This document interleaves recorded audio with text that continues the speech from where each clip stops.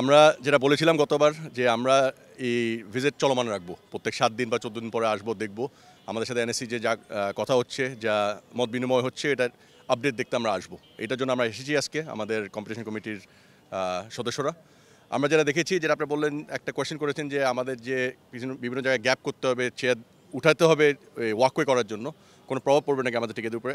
এখন পর্যন্ত আমি বলতে পারি ইনশাল্লাহ কোনো প্রভাব পড়বে না, বিকজ আমরা এই চেয়ারগুলি সরায় বিভিন্ন জায়গায় যেখানে এমটি স্পেস আছে ওখানে আমরা ফিল করব, 1 নম্বর। 2 নম্বর হলো আমরা অনেক জায়গায় খুঁজে পেয়েছি আজকে যেখানে ভিজুয়ালি অ্যাট্রাকটিভ না, মানে ভিজুয়াল খেলাটা দেখতে পারবে না বিভিন্ন কর্নারের মাঠের।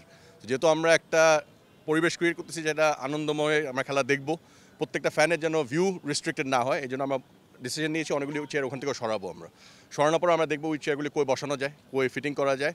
বাট এখন পর্যন্ত আমি বিশ্বাস করি যে আমাদের 18,300 টিকিট বিক্রি হবে, আর 18,300 ফ্যান আসতে পারবে খেলা দেখতে গ্যালারিতে। টিকিট বিক্রির কোনো তারিখ বা প্রাইস ক্যাটাগরি এগুলো ওইটা অলরেডি কথা চলছে। আমাদের আগামী 5-6 দিনের ভিতরে একটা নিউজ দিব আমরা। আমাদের মত বিনিময় হচ্ছে বিভিন্ন মহল্লার সাথে যে কত টাকা হতে পারে, ভালো হয় কত হলে, এবং এটা আগামী 5-6 দিনের ভিতরে আমাদের মনে হয় মার্কেটিং কমিটি একটা নির্দেশনা দিবে যে টিকিটের প্রাইস কত হবে আর ক্যাটাগরি ওয়াইজ কী হতে পারে। আপনি যদি 1 সপ্তাহ আগে এসে থাকেন, দেখতেন মাঠের একটা হিউজ প্রভাব ছিল, একটা গ্যাপ ছিল, মাঠ দেখতে অসুন্দর ছিল, খেলার যোগ্য ছিল না। আপনি যদি আজকে দেখেন অলরেডি এটা 30% বেটার হয়ে গেছে। এটা আরও 30% আমি হোপফুল যে আগামী 7 দিনের ভিতরে আরও 30% ভালো হবে।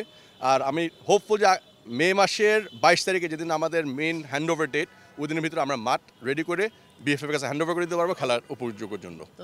এই টাওয়ারটা অলরেডি আমাদের সাথে এনএসসির সাথে কথা বলা হয়েছে, ওনারা ডিসম্যান্টল করে এটা রেখে দিবে ওনাদের হেফাজতে। যখন খেলা শেষ হবে ওনারা আবার ওনাদেরভাবে লাগাই নেবে, বাট খেলার জন্য এই বক্স থাকবে না। এই মুহূর্তে আমি বলতে চাই যে এনএসসির সাথে যে কাজ হচ্ছে বিএফএফের, আমরা যৌথভাবে মিলেমিশে খুব ভালো একটা গতিতে আগাচ্ছি।